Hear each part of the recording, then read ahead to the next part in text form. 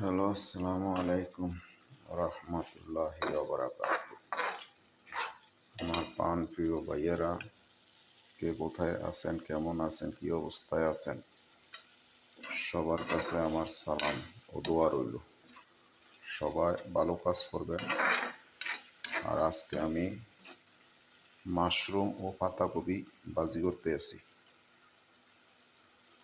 ঠিক আছে, তো মাশরুম আমরা অনেকে খাই না, ব্যাঙের ছাতা করি। আসলে ব্যাঙে কোনো ছাতা বানায় না। তো এটা মাশরুম একটা সবজি, এটা সবজি জাতীয় একটা জিনিস। আর এটা খাইলে ভালো, চোখের জন্য ভালো। আর দ্বিতীয় কথা হয়েছে, মাশরুম খাবেন, চোখের জন্য ভালো। আর আমার প্রাণ প্রিয় ভাইয়েরা, সবার উদ্দেশ্যে, দেশবাসীর উদ্দেশ্যে আমার একটা বার্তা: সবাই মিলেমিশে দেশটাকে চালান। আমরা আওয়ামী লীগ করেন, বিএনপি করেন, জামাত করেন, শিবির করেন, যে যেটা করেন, সবাই মিলে দেশটা চালান না। দেশটা চালাইলে কত সুন্দর দেশটা চালাইতে পারেন আপনারা।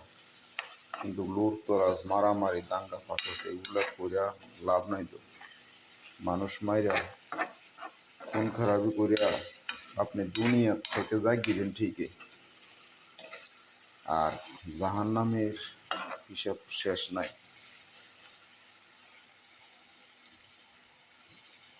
সুতরাং আপনারা সবাই দেশটারে ভালোবাসে। আর যারা বিদেশে নতুন করে আসবেন, নতুনদের জন্য আমার একটা বার্তা: আপনারা ইউরোপের যে কোনো একটা দেশে যান, তবে যাইয়া বাইকে যাইয়েন না। কারণ বাইকে গেলে আপনি একজনের জন্য পরবর্তীতে এই দেশটার লোক নিত না। তাইলে আপনি একজনের জন্য সারা 18 কোটি মানুষের বিপদ লেগে থাকে। বাঁচবেন কেন? ইউরোপের একটা দেশে ঢুকলে এই দেশের কাগজপত্র করেন, করে যে আপনি নাগরিকত্ব হইয়া যান। এরপর এই দেশের কাগজ দিয়ে আপনি ইউরোপের 30টা দেশে কাজ করতে হারবেন। তাহলে বাগার তো কোনো দরকার নেই, বাগার তো কোনো দরকার নেই। আমরা বাগেন, এটা বোকামি করেন।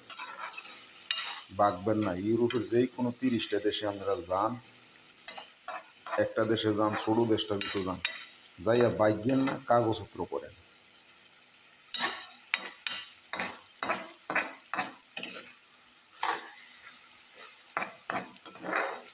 কাগজপত্র করে এবার যেখানে বেতন বেশি, যেই দেশে